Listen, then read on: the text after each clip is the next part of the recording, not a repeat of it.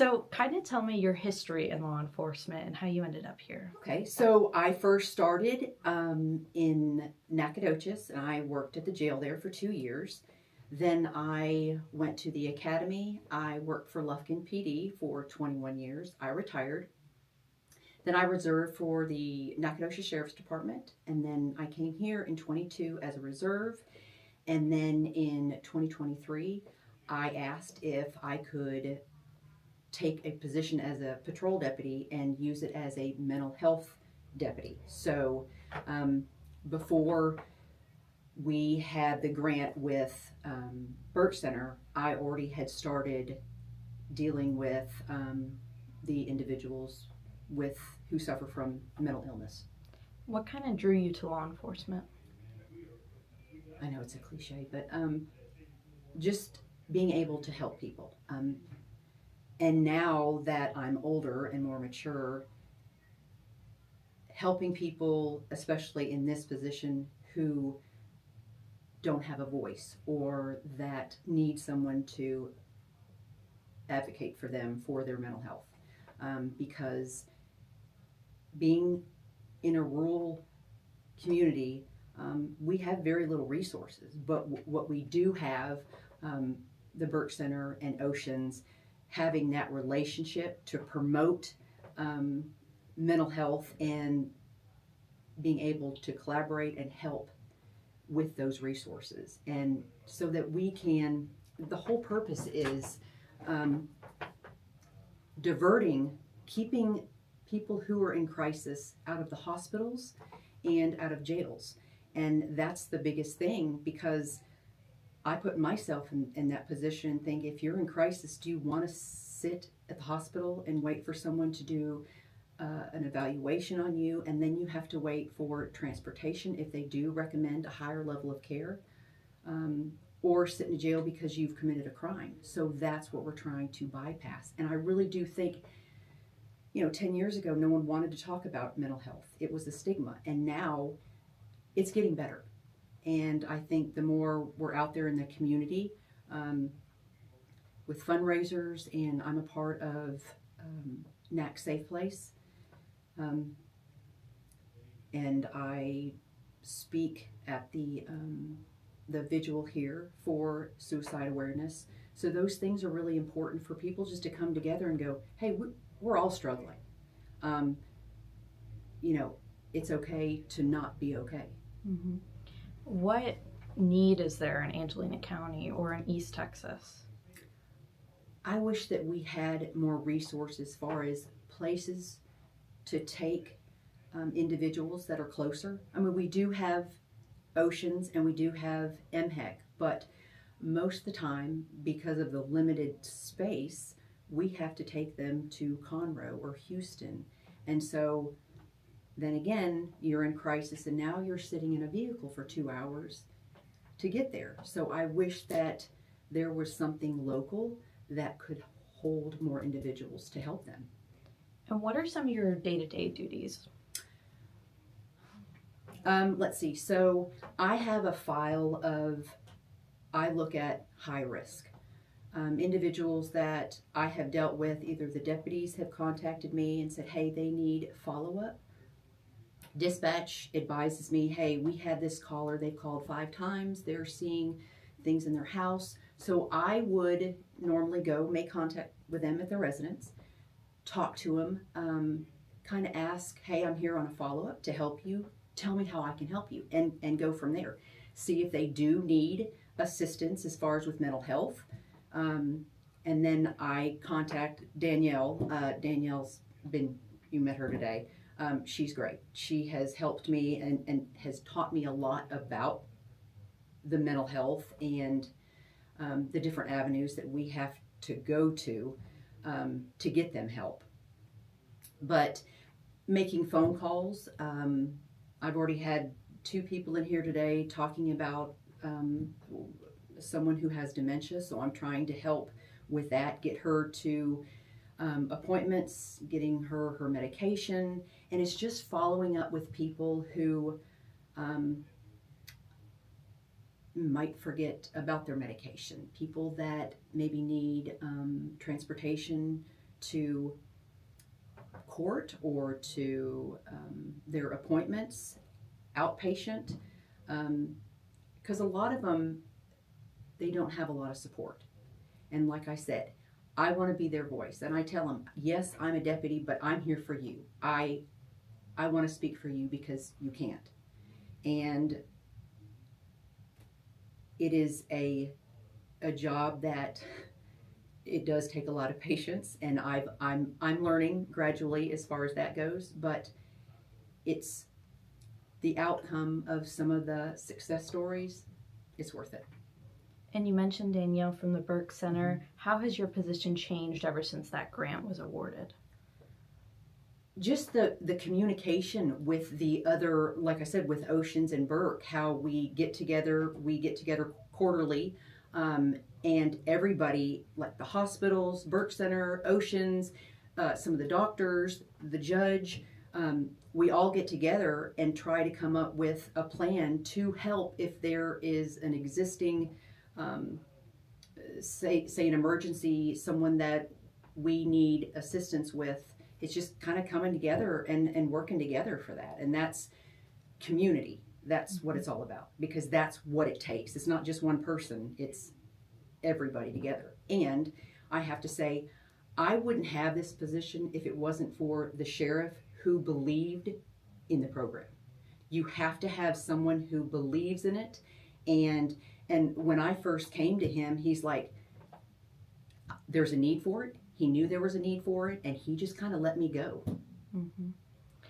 This might be hard to quantify, but do you know how many people you've helped over the past?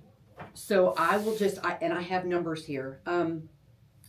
Since January, the Sheriff's Department has received 542 total calls for any kind of someone in crisis or anything like that. I have had 385. Wow. So it's constant, and Pam will send quarterly as far as how many encounters, how many we've diverted, and so she keeps up with that. So again, it's nice to see, and like Nacogdoches, since they're the next county over, working with them. I just went to a class with them yesterday on IDD, and so anything that helps the community, that helps the officers with more knowledge, and that we could get better resources here. Because there's only going to be more. Absolutely. It's only going to increase. And so just learning what we can do for the community and for these people who are in crisis. Absolutely. Deputy Payne, those are all of my questions. Is there anything else you'd like to add on or just to say? No, like I said, this is if you are in this field, you really do have to have a passion. And I'm honored and blessed that I'm in this position that I am. Absolutely. Perfect. So can y'all kind of tell me first off, what is Burke and what are the services that y'all offer? Burke is part of the local mental health authority of Texas. We provide outpatient mental health services,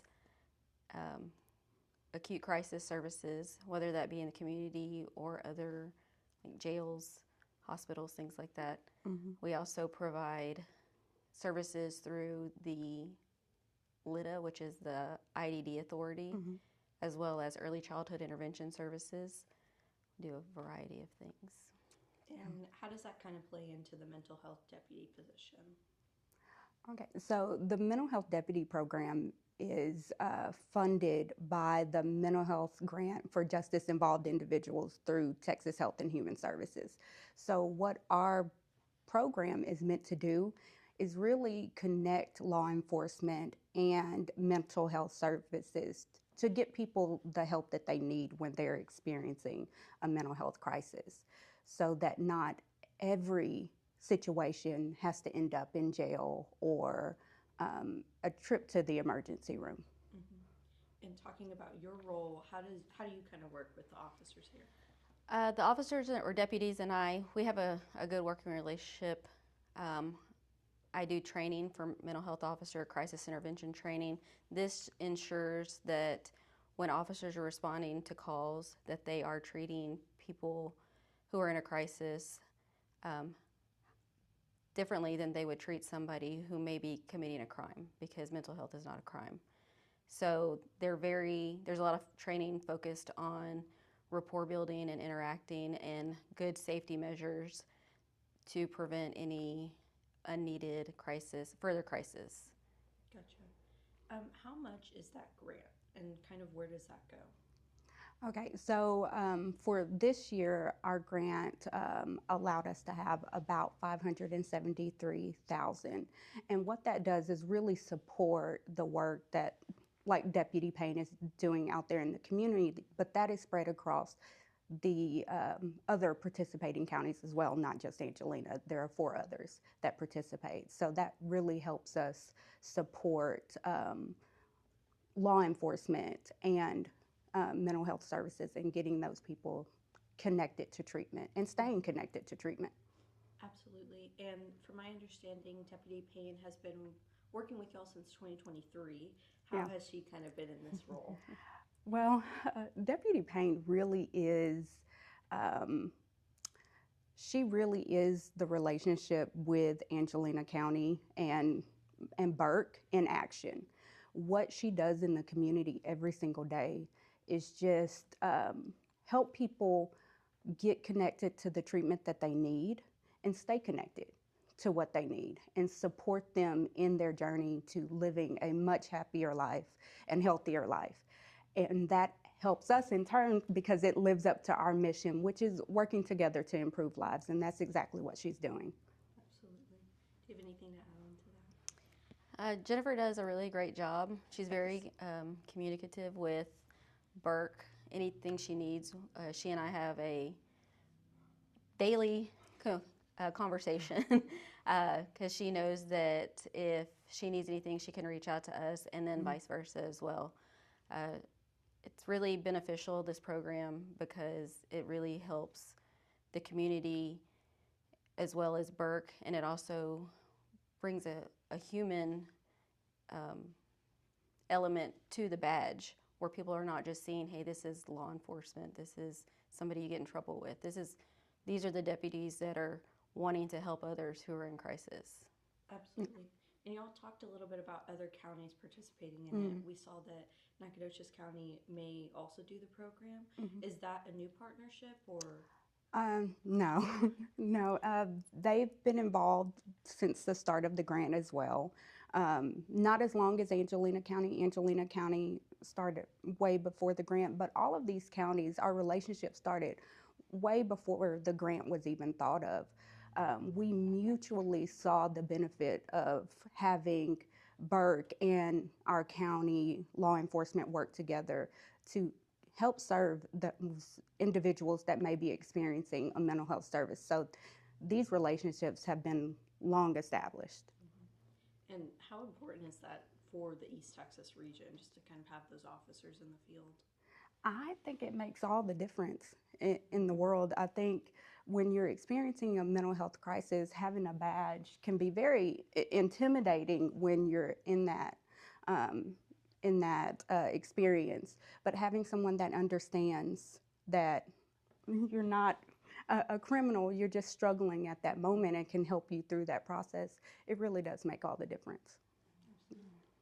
Anything else to add on? Yeah. Law enforcement is the first responders of mental health crisis. Whether somebody is showing up in the ER, families calling 911. So it is important that they understand how to respond to those in crisis. And I think that a lot of law enforcement officers in our area are now understanding the impact that mental health is having on our community, and they're seeing a rise in calls. And the ones I talk to every day, like I said, I train them, I have conversation with them daily. They have really had a different outlook, because a lot of them are seasoned officers who have been there for years, and they are recognizing that mental health is climbing. There's more calls. And they are treating these calls a lot differently than they used to, which is a very positive thing. Absolutely. y'all both had great answers. Is there anything else that y'all would like to add on or just to say? Those are all of my questions, so I just wanted Okay. y'all to give the floor if anything else. No, I don't think we could say enough about Deputy Payne. I mean, she is just a pleasure to work with. She's always upbeat.